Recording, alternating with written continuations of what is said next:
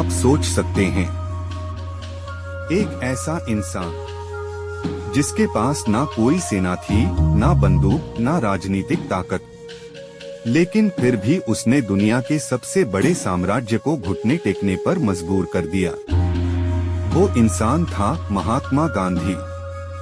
2 अक्टूबर 1869, पोरबंदर, गुजरात। एक छोटा सा बच्चा जो बचपन में झूठ बोलने से भी डर जाता था, वही बच्चा बड़ा होकर पूरी दुनिया को सत्य और अहिंसा का पाठ पढ़ाएगा। गांधी जी ने कहा था, सत्य और अहिंसा मेरे धर्म की 2 आंखें हैं। और उन्होंने अपनी पूरी जिंदगी इन्हीं 2 सिद्धांतों पर चलकर जीकर दिखाया। लंदन में कानून पढ़ने के बाद जब गांधी जी दक्षिण अफ्रीका गए, वहां उनके साथ हुआ ट्रेन वाला हादसा। एक भारतीय को सिर्फ उसके रंग के कारण फर्स्ट क्लास से नीचे उतार दिया गया। उस पल उनके अंदर जल उठी अन्याय के खिलाफ लड़ने की आग, और वहीं से शुरू हुआ सत्याग्रह।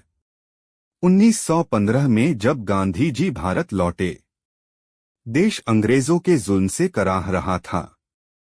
किसानों पर अत्याचार, मजदूरों का शोषण, गरीबी और भय का माहौल। गांधी जी ने कहा, मैं जनता के लिए नहीं, जनता के साथ चलूंगा। और फिर शुरू हुआ चंपारण सत्याग्रह।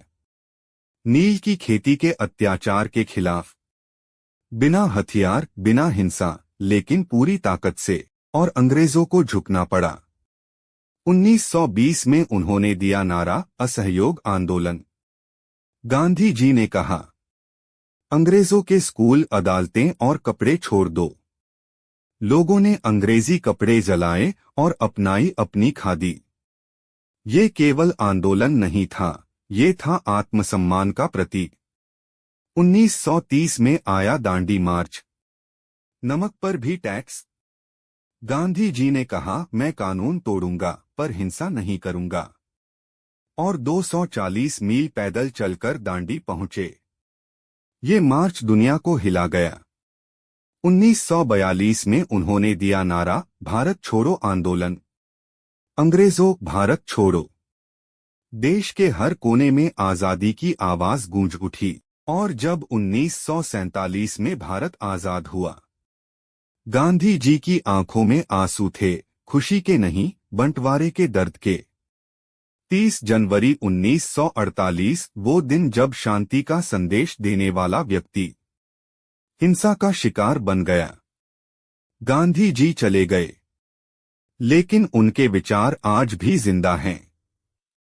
दुनिया उन्हें महात्मा कहती है, मतलब महान आत्मा। उनकी सोच ने Martin Luther king junior, Nelson Mandela जैसे नेताओं को प्रेरित किया। और सच ये है, जब भी हम सच्चाई, शांति और इंसानियत की बात करते हैं, तब कहीं न कहीं गांधी हमारे अंदर जिंदा होते हैं। तो दोस्तों, अगर आपको लगता है कि आज के समय में सत्य और अहिंसा की कोई जगह नहीं रही, तो